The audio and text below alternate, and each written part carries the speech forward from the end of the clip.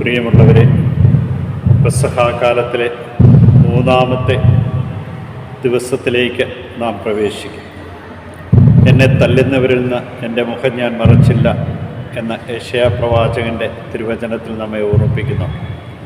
ദൈവത്തിൻ്റെ കൃപയും അനുഗ്രഹവും നാം നഷ്ടപ്പെടുത്തിയ അവസരങ്ങളെ ഓർത്ത് പശ്ചാത്തപിച്ചുകൊണ്ട് ദൈവകൃപാവരത്തിൻ്റെ അഭിഷേകം നമുക്ക് ലഭിക്കുവാൻ വേണ്ടി പ്രത്യേകമായിട്ടും പ്രാർത്ഥിക്കാം. എന്നെ അടിച്ചവർക്ക് പുറവും താടിമീശ പറിച്ചവർക്ക് കവിളുകളും ഞാൻ കാണിച്ചു കൊടുത്തു.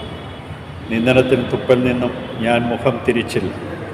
എൻ്റെ ദൈവമായ കർത്താവ് എന്നെ സഹായിക്കുന്നതിനാൽ ഞാൻ പതറുകയില്ലെന്ന കർത്തൃദാസൻ പറയുന്നു.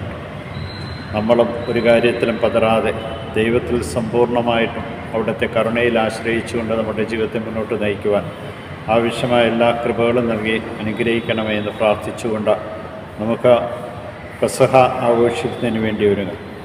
മനുഷ്യപുത്രൻ എഴുതപ്പെട്ടിരിക്കുന്നത് പോലെ കടന്നു പോകും. എന്നാൽ മനുഷ്യപുത്രനെ ആര് ഒറ്റിക്കൊടുക്കുന്നുവോ അവന് ദുരിതമെന്നാണ് പറയുന്നത്. നമ്മുടെ കുടുംബത്തിലും ജീവിതത്തിലും ഈ ദുരിതങ്ങൾ സംഭവിക്കാതിരിക്കുവാൻ, ആരുടെയും കണ്ണീര് നമ്മുടെ പാനകത്തിൽ പതിക്കാതിരിക്കുവാൻ, ആരുടെയും വേദനകൾക്ക് ഉത്തരമാകാതിരിക്കുവാൻ പ്രത്യേകമായി നമുക്ക് ശ്രമിക്കാം.